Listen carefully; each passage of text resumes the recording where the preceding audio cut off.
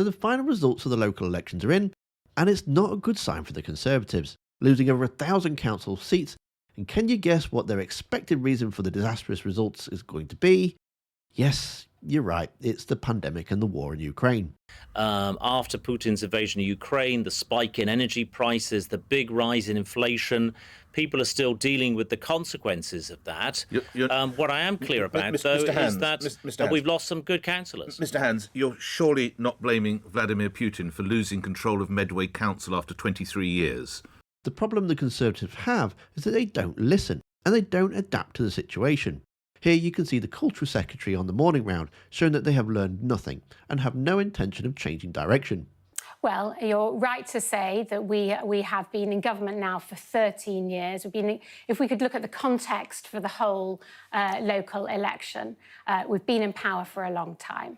We've just had a pandemic which has disrupted many people's lives and has had consequences for the economy, as has the war in Ukraine, which is going on. And we understand the concerns of the British people. You know, what we're focusing on now is ensuring that we cut inflation, and we're having some success there, you know, cut the debt, grow the economy and make sure that we protect the NHS.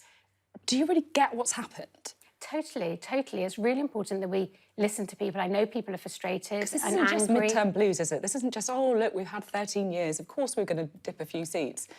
Like, hundreds and hundreds of seats were lost by the Conservatives. Yes. Labour now, yes, the largest party in local government. I mean, you were losing all over the place. Medway, Windsor, basically anyone who was up against you, Greens even, were taking seats. And I think we're starting to gain the trust of the British public. But we have absolutely more to do. What's your evidence for that you're gaining the trust of the British public? They've just rejected you at the local government. But what the results show is that you guys are on course to being turfed out. So we've got some way to go. We need to continue working hard.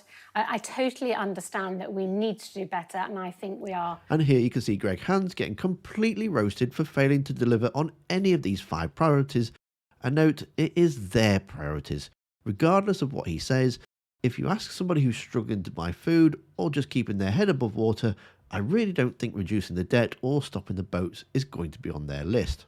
You're right, cost of living is the number one issue at the moment. That's why the 5 priorities, halving inflation, creating growth, reducing debt. That's not going very well. Reducing debt, that's not going very well. It's work in progress on inflation. Of course, we'd like inflation to be lower.